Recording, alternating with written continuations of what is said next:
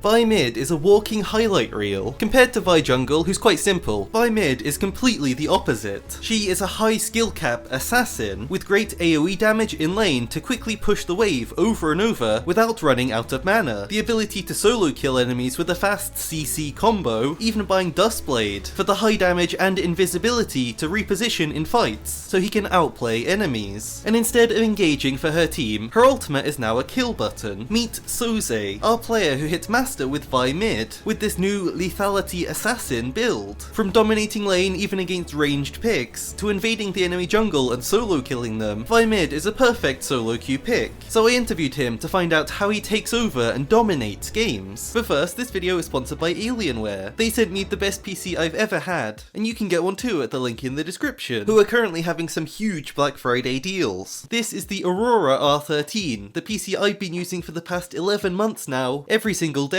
While I'm playing League, even if I'm streaming or recording, I can play on full settings, and the FPS is always super stable, making sure I never lag in an important fight. But the best thing about this PC is that it's made me want to play more games. I love League of Legends, surprisingly, but sometimes it's good to take a break. As soon as I got this new PC, all I had to do was plug it in, and I could start trying out all of the new games I'd missed. The R13 is great for any challenge you throw at it, from AAA games on maximum settings, to video editing, or even to intensive 3D modelling. In my last video, I told the story of Xpetu, a player who had played on an old PC for years and one Christmas finally upgraded, and pretty much right away was able to get to Challenger. Not all of us are potential Challenger players, but we all have some sort of hidden potential inside us. Like me with this YouTube channel that I couldn't do without a good PC like my Alienware. For some it may unlock a door to a new job, for others it may unlock the door to new gaming experiences and new ways to enjoy your favourite hobbies. One comment I sometimes see is that people think this PC might have cooling issues. However, I have to say this is not true at all. I've used my PC almost daily for a year and have never had any issues at all. My R13 stays cool whatever I'm doing on it. And even if you did have problems in the future, Dell support is there for you to just fix it. And don't forget it's Black Friday, so you could save hundreds by buying one this week. So if you want to upgrade your gaming life, then you can get your own R13 at the link in the description. Back to Vi mid and Sozeh, a player who has loved Vi ever since Season 4. Back then he was a casual player. That was until he discovered a level 2 invade strategy on Pantheon, where he would cheese the enemy jungler and kill them really early on. This strategy gave him a 70% win rate in over 100 games, just with this one stupid idea, and this took him to Diamond 5 right away. But Season 5 he began to focus more on Vi, and not just cheesing to win. But as his skill improved, his mental started to decline at the same rate. This was the season that Riot really started to clamp down on toxicity, and admittedly, Sozeh said he deserved it. It was not just one account being punished, it was hundreds of games of chat restrictions, being forced out of ranked queue, which Riot could do at the time, and of course ending in a permanent ban. To quote him, "I even stopped counting all the accounts I got banned. It was a crazy amount, at least 30. It was pathetic." For the next few years he was stuck in this repetitive cycle, but luckily this story does have a happy ending. By Season 10, after one of his recent bans, he decided to take a break. Coming back in Season 11, he was excited to try out Viego. He logged it in and started his first game in over a year. Suddenly he noticed everyone on his team was being toxic, and he was just shocked that people would even type these things. He realised how pointless it was to be toxic, and also how easy it was to fall into the trap, when all he really wanted was fun and fair games. So for the first time ever, he turned off chat. Ever since this change, he has not been toxic or punished in any way, instead finally being able to reach Master with Vi jungle, and becoming the rank 1 Vi at the same time. Since he hit this goal and his mental was still great, he decided to make a new account and try to do the same with Vi mid. He didn't want to focus on just hardcore climbing and becoming toxic again, so he stuck with a champion he loved, in a new lane so he could focus on the fun of League. But why Vi mid? What was the point? Well, Sozeh's opinion of Vi jungle is that it's fun, but it's also quite limited in what it can do. In fact, he calls her a noob champ. Vi is one of the only junglers in the game that maxes an ability that doesn't really help her clear, instead maxing Q to help with her ganks. Because of this, her clear speed is not really optimal, and so she's pretty limited in the amount of clearing and ganking she can do, unlike almost every other jungler. So Sozeh instead invented an E-max build and took it to mid lane. Instead of maxing Q, he now maxed his best wave clear ability, and this let him clear waves in just a couple of auto attacks. With a full damage assassin build to go with this, he could not only 1v1 people, but he could even burst them to death with just one simple combo. With this new role, he hit Master again with Vi mid, and has been playing in high elo ever since, having a lot more fun. Even I was doubtful of all of this until I saw how strong this pick is in lane. A level 1 Vi takes E. Usually at this time, Vi would be slowly auto-attacking her jungle camps. Pretty boring, but mid lane for Vi is instant action. Using the E AoE damage on the melee minions, it spreads through the casters and even on to the enemy laner. Vi E is a huge AoE cone that's really hard to dodge, since it's designed to clear camps, not to poke people in lane. And funnily, it is really good for poke. And it combos well with Vi's passive shield. So when she walks up and uses the E, she gets a shield which can block enemies' poke damage, removing most of their early game pressure. At level 2, Vi takes his Q, but the wave push doesn't stop. Vi's E only costs 38 mana at rank 1, so she can use 2 E's per wave to kill all 6 minions, and then by the time the next wave arrives, her mana has regenerated so she can do it again. Meanwhile, the enemy laner is starting to get choked out of lane, running out of health and mana. Every time Vi pushes a wave in, the enemy is stuck CSing under tower. Meanwhile, Vi can move out of lane to look for the enemy jungler, or even get a deep ward. This pattern means that she's a really safe mid laner, never having to overextend for the wave, and always being ready for a fight. Taking W at level 3, Vi just keeps shoving mid. It costs her basically nothing, and the enemy is still losing CS to tower, and using up all of their mana. If we think back to Vi jungle, this would usually be the time she ganks. So mid lane with Ignite and Electrocute, level 3 is an even bigger Powerspike, where he can actually look for an all-in. But mid lane isn't his only place he can get a kill. With his permanent priority, he can also invade the enemy jungler, and try and kill them as well. He should always be the highest XP level in the game, so finding a jungler and fighting them should be easy. Back to lane, Vi is still fast pushing every wave, it's endless. At some point the enemy must base, but Vi doesn't really have to, so she stays in lane when they're basing, and has Demolish, using this small window of time to get a tower plate, even before the enemy can teleport back. Vi then bases right away to buy cheap lethality items, while the enemy, who should already be behind in gold, is likely buying expensive mage items, so even Vi's cheap build can give her an advantage. So he already has a big lead, even if he's just pushing wave. But now is where he really grabs control of mid lane. Instead of sitting around farming, he's looking at his jungler. The way he uses all of this priority is to play around them, and 2 versus 1 the enemy jungler on their own side of the map. He can quickly jump walls with his Q and then get into a fight, much faster than their own mid can respond. At level 6, this power grows even further, with Vi having the easy option of poking down the enemy mid with his E, and then ulting and killing them. With all of these extra ways of getting gold, and some close to perfect CSing, he picks up Duskblade really early on. It can now start to do some real damage. Some matchups are just over at this stage. It's not hard for Vi to press all of her buttons and then point and click ultimate. Land everything on a squishy mid laner and that's a kill. His other option is roaming. He will beat basically any squishy champion, so he walks with confidence into the enemy jungle. If he finds someone, he can engage with Q, or even flash Q if he needs to close the distance, knocking them up to give him time to use auto attack and then E, making sure he doesn't cancel the auto attack, as it's vital for damage, into an ult for the chain CC, and finishing them off with another E at the end. The enemy is still CC locked, and they haven't hit the ground yet so they can't avoid it. He doesn't even ignite to get this kill, so you can see how high his damage is already. So mid lane he can kill, the enemy jungler he can probably kill, and top or bot lane are easy roams as well. The whole map belongs to him. It's very risky for the enemy mid to even leave lane, because Vi will always be the one moving first, and if Vi catches them then they're dead. So this pick has really good map control. Compared to a normal assassin, it's also really hard to run away from Vi. Every opportunity she gets will likely end in a kill, because her ultimate can lock onto them and stop them from flashing away or getting out of vision. Even if you just make a tiny mistake, she can punish it. So now his goal is to snowball the game. You are a high risk, but also high damage carry. You don't really want to scale, and you don't want to have big team fights, because you can easily get CC locked and shut down. He wants to fight split up, fight as often as he can, and not even let the enemies have a chance of getting CS. He collapses on side lanes, goes for dives with ultimate, and keeps invading with his jungler, playing together to win the game as fast as he can. I found this great clip of Vi flashing to block Lee Sin Q and saving his jungler's life. This is the kind of mid laner we wish we all had. Of course killing enemies is important, but if he thinks he might die while he's going for a play, he doesn't risk doing it. Getting a kill and speeding up the game is great, but if you die then the game slows down a ton, and this is detrimental to the strategy and also will affect your win rate. Luckily he doesn't have to commit commit much to get kills. Here he is not even using ult on Severe since she has spell shield up. He doesn't overextend, instead he just auto attacks her twice with his E and finishes the kill with Ignite. If you do have to take big team fights, then Assassin Vi is very hard since you're so squishy. If he's forced to take them, then his goal is simple. Engage when you know you can get a quick kill with your upfront burst. If you can go in, one-shot a carry with Q and E before they can do anything, then you've played the fight well. This will proc the Dusk Blade, which gives him time to reposition, so he can then use his Q and E again to try and set up another kill. You shouldn't just be ulting a target at the start of the fight. The ult is actually part of your finisher, finishing your combo with ultimate into E to guarantee the kill. Having your flash available is also quite vital with the strategy, as it's the only real way you can surprise high elo players. If you just use your Q to engage, then the range isn't very long and it's quite kiteable, whereas Flash Q is an instant knockup that sets up your damage. If you land it, then it's very hard for the enemies to get out of range of your ult to follow up. The sort of hidden reason that Sozeh is master is because of how well he uses Vi's combo every single time. It's really easy to mess up any part of it. You can miss your Q, you can forget to use an auto attack between abilities, and these things will ruin your damage. A full combo of landing your Q into an auto attack, then E to reset it, another auto attack into ultimate, using auto E at the end to finish the kill. This is your highest damage possible, but if you accidentally cancel some auto attacks with your E, then you lose probably 40% of the damage, and this is very easy to accidentally do. The counters to this pick are high CC or tanky champions, as Sozeh can struggle to one-shot them. In terms of mid laners, all matchups are playable, with scaling mages and assassins being the easiest to kill in lane, and then keep catching them out to snowball the game. My rating for this pick is honestly very high. The main problem with Vi mid is that the pick is hard. Think of whatever you think is the hardest champion in the whole game. For me, it's something like Jace or Nidalee or Azir. All of them have very hard positioning, and lots of ways they can play each situation, so it's hard to choose the right one. Vi is just like that, but her skills are much shorter range. Even a pro player with basically perfect mechanics like Faker has been struggling when playing Vi mid, so you can see the ridiculous skill cap this pick has. But to balance it out, it also has top tier damage. Even if you play it and only use the simple combos, you can still 1v1 any squishy champion. And in solo queue, a high damage assassin who has wave clear to automatically win lane will always be scary. For his season 13 build, he starts longsword refillable every game, as this gives him the fastest path to get serrated Dirk and then Duskblade, completing this item before the enemy can complete theirs. He often buys Essence Reaver immediately afterwards, not even upgrading his tier 1 boots until after. For boots, surprisingly he goes for the tanky option. I guess Ionian boots is a bit too high risk even for him. For third item, you have a lot of options. The highest damage is Collector, or Lord Dominic's if enemies have some armor. Death's Dance works as well if enemies have high burst, and you need to survive it, and your goal is to finish off the game before you need any more items. Vi mid is not a late game pick.